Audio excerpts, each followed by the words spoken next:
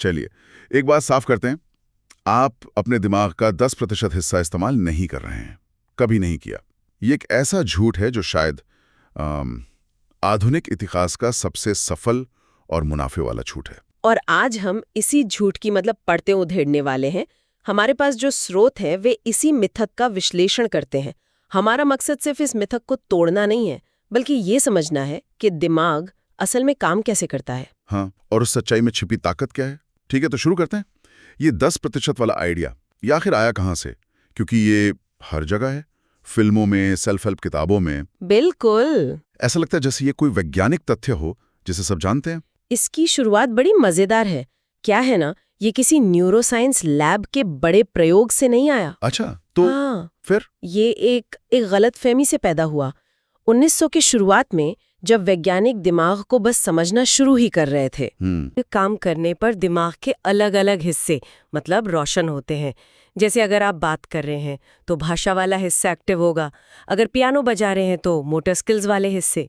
ये तो समझ आता है, दिमाग में हर काम के लिए खास डिपार्टमेंट है। लेकिन इसमें ये 10% वाली बात कहाँ से आ गई? गड़बड़ यही हुई। वैज्ञानिकों ने बहुत सावधानी से कहा था। क्या कहा था?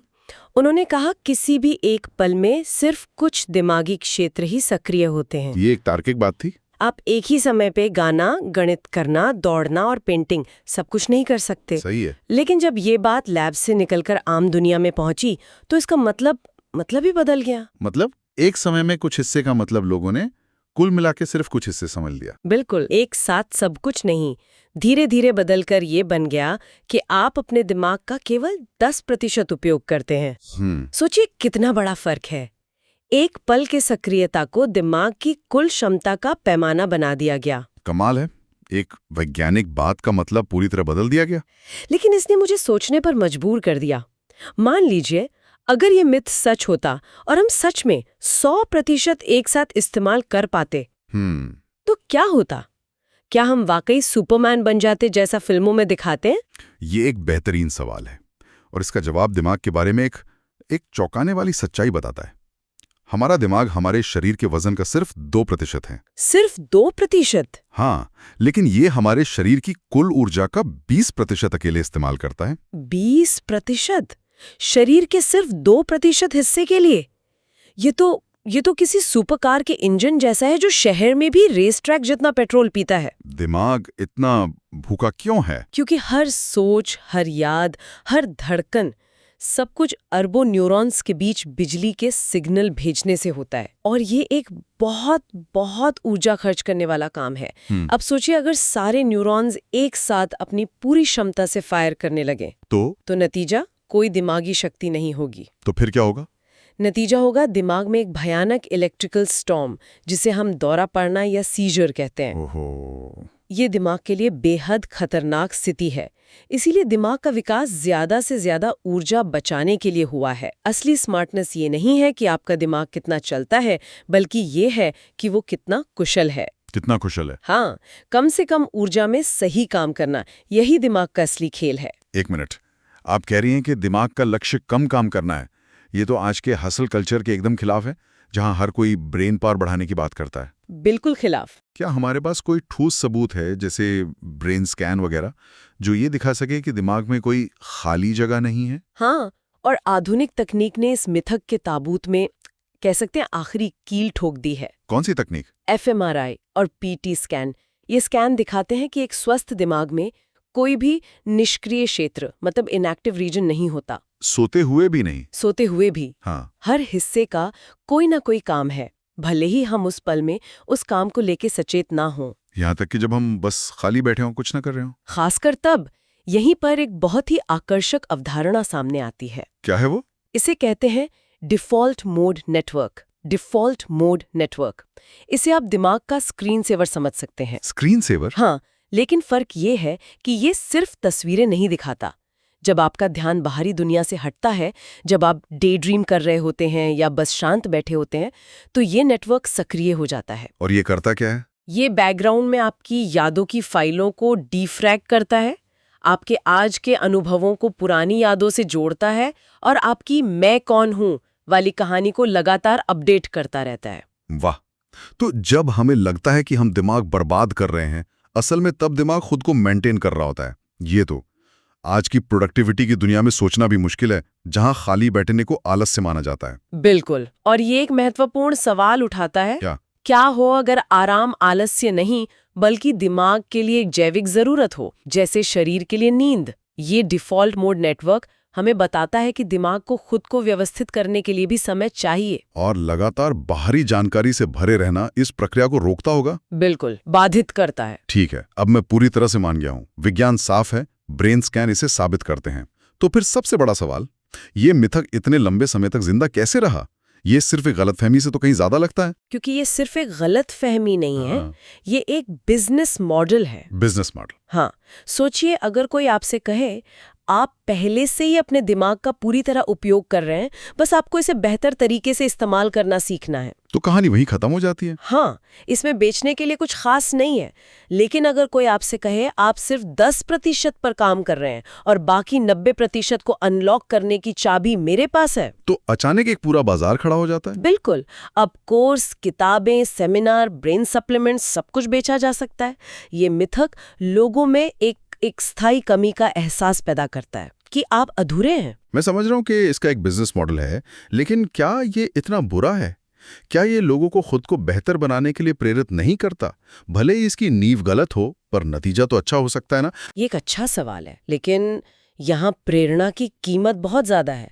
ये मिथक बिना जिम्मेदारी के उम्मीद देता है। अच्छा। ये कहता है कि अगर आप असफल हैं तो ये आपकी गलती नहीं है। हाँ। आपकी आदतों की गलती नहीं है, आपके फैसलों की गलती नहीं है, बस आपका दिमाग अभी तक सक्रिय नहीं हुआ है। ये तो एक बहुत आरामदायक बहाना है। हाँ, जो हमें मुश्किल सच्चाई का सामना करने से रोकता है। और मुश्किल सच्चाई क्या है? मुश्किल सच्चाई ये है कि असली प्रगति किसी छिपे हुए जीनियस स्विच को दबाने से नहीं मिलती।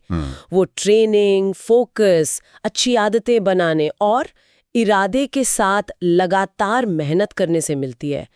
ये रास्ता कम जादुई है और ज्यादा मेहनत वाला। और लोग आसान समाधान की तरफ भागते हैं। बिल्कुल। ठीक है, तो अगर दिमाग को किसी जादुई तरीके से अनलॉक नहीं किया जा सकता, तो क्या इसे बेहतर बनाने का कोई तरीका है ही नहीं? क्या हम जहां हैं वहीं फंसे हुए हैं? नहीं, बिल्कुल नहीं। और यहीं पर दिमाग की असली सुपरपावर सामने आती है। और वो क्या है? उसे कहते हैं न्यूरोप्लास्टिसिटी। ये दिमाग की वो अद्भुत क्षमता है जिसके जरिए वो अनुभव के आधार पर अपनी वायरिंग को बदल सकता है। आपका दिमाग पत्थर पर लिखी इबारत नहीं है, ये गीली मिट्टी जैसा है। ये कैसे काम करता है? क्या इसका मतलब ये है कि हम नए दिमागी सेल्स बना सकते हैं? कुछ हद तक हाँ, लेकिन न्यूरोप्लास्टिसिटी का असली खेल नए सेल्स बनाने में नहीं है, बल्कि मौजूदा कनेक्शंस को मजबूत या कमजोर करने में है। जब आप कोई चीज बार बार करते हैं, चाहे वो कोई नई भाषा सीखना हो, गिटार बजाना हो, तो दिमाग में उस काम से जुड़े न्यूरॉन्स के रास्ते, मतलब न्यूरल पाथवेज, मोटे और मजबूत होते जाते हैं। जैसे जंगल में बार बार चलने से एक पक्का रास्ता बन जाता है। बिल्कुल वैसा ही। और जिन रास्तों का आप इस्तेमाल नहीं करते, वे धीरे धीरे खत्म हो जाते हैं। तो आप कह रही हैं कि मैं जो हर रात सोने से पहले 3 घंटे तक बेकार की वेब सीरीज देखता हूं, मैं असल में अपने दिमाग को आलसी और भटका हुआ बने रहने की ट्रेनिंग दे रहा हूं। ये तो डरावनी बात है। ये डरावना भी है और ताकतवर भी है, क्योंकि इसका मतलब है कि नियंत्रण आपके हाथ में है। यहाँ एक बहुत महत्वपूर्ण अंतर समझना होगा। दिमाग को बेहतर बनाना दिमाग को ज्यादा इस्तेमाल करने के बारे में नहीं है। तो फिर? यह दिमाग को पुनर्गठित करने के बारे में है। पुनर्गठित करना, इसका क्या मतलब हुआ? इसका मतलब है कि असली दिमागी तरक्की एक लाइब्रेरी में और किताबें भरने जैसी नहीं है, बल्कि एक बगीचे से जंगली घास हटाने जैसी है, ताकि जरूरी पौधों को ज्यादा धूप और पानी मिल सके। दिमाग जीनियस बनता है ज्यादा जोड़कर नहीं, बल्कि फालतू चीजें हटाकर। वाह, ये लाइन तो कमाल की है। दिमाग जीनियस बनता है ज्यादा जोड़कर नहीं, बल्कि फालतू चीजें हटाकर। ये तो आज की और ज्यादा वाली संस्कृति के बिल्कुल खिलाफ है, जहां ज्यादा काम, ज्यादा आउटपुट, ज्यादा जानकारी को ही सफलता माना जाता है। और दिमाग के लिए ये पूरी तरह से गलत पैमाना है। दिमाग ओवरलोड को नहीं, बल्कि स्पष्टता, क्लैरिटी को पुरस्कृत करता है। जब बेहतरीन प्रदर्शन करने वाले लोगों, जैसे बड़े एथलीट, संगीतकार के दिमाग को स्कैन किया जाता है, हाँ, जब वे अपने काम में डूबे होते हैं, तो पता है क्या दिखता है? क्या? बहुत ज्यादा दिमागी गतिविधि? बिल्कुल उल्टा। उनके दिमाग में ज्यादा नहीं बल्कि कम अनावश्यक गतिविधि दिखाई देती है। उनका दिमाग शोर से भरा नहीं होता, वो शांत होता है, सटीक और असाधारण रूप से केंद्रित। मतलब वो सिर्फ जरूरी सर्किट का इस्तेमाल करता है और बाकी सब बंद कर देता है। बिल्कुल। महारत दिमाग में और ज्यादा सक्रियता लाना नहीं, बल्कि गैर जरूरी चीजों को हटाना है। तो अगर मैं अपने दिमाग का 100% उपयोग कैसे करूं, ये गलत सवाल है। तो सही सवाल क्या है? हमें खुद से क्या पूछना चाहिए? सही सवाल ये है, मैं अपने दिमाग को हर रोज बार बार क्या करने के लिए प्रशिक्षित कर रहा हूँ, क्योंकि दोहराव ही दिमाग को आकार देता है, कोई जादुई एक्टिवेशन नहीं। इसके कुछ और उदाहरण दे सकती हैं, अच्छे और बुरे दोनों? जरूर। अगर कोई हर ईमेल या नोटिफिकेशन पर तुरंत प्रतिक्रिया देता है, तो वो अपने दिमाग को लगातार ध्यान भटकाने का प्रशिक्षण दे रहा है। अगर कोई हमेशा जल्दबाजी में रहता है और भविष्य की चिंता करता है, तो वो अपने दिमाग के चिंता वाले सर्किट को मजबूत कर रहा है। और इसका उल्टा? ठीक इसके उलट, अगर कोई हर रोज सुबह उठकर 15 मिनट कुछ मुश्किल पढ़ने की आदत डालता है, तो वो अपने दिमाग को फोकस और गहराई में जाने का प्रशिक्षण दे रहा है। तो पूरी समस्या को देखने का नजरिया ही बदल गया है। समस्या ये नहीं है कि इस दिमाग का कम उपयोग हो रहा है, समस्या ये है कि आज के माहौल में डिफॉल्ट रूप से इसका गलत उपयोग हो रहा है। बिल्कुल। हमारा माहौल हमारा ध्यान भटकाने के लिए ही डिजाइन किया गया है। असली शक्ति ज्यादा दिमाग अनलॉक करने में नहीं है, असली शक्ति इरादे के साथ ये चुनने में है कि किस चीज पर ध्यान देना है और किस शोर को कम करना है। इस अपग्रेड का नाम 10% या 100% नहीं है, इस अपग्रेड का नाम है इरादा, इंटेंशनैलिटी। तो आज की पूरी बातचीत का सार यही है। 10% का मिथक एक आकर्षक झूठ है जो एक बिजनेस मॉडल पर टिका है, और दिमाग की असली ताकत ज्यादा हिस्से इस्तेमाल करने में नहीं बल्कि ऊर्जा बचाने और कुशल होने में है। और झूठ और सच के बीच का अंतर साफ है।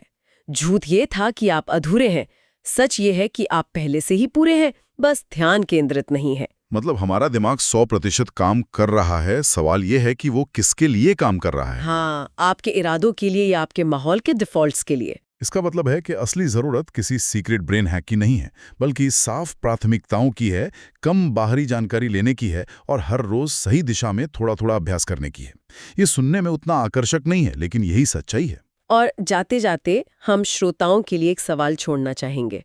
अगर दिमाग लगातार उन कामों से आकार लेता है जो हम बार बार करते हैं, तो हमारा वर्तमान माहौल, हमारी आदतें, हमारे फोन का इस्तेमाल, हमारी खबरें देखने का तरीका, ये सब मिलकर हमारे लिए कौन सा डिफ़ॉल्ट मोड बना रहा है, और क्या ये वो दिमागी संरचना है जिसके साथ हम वास्तव में जीना चाहते हैं?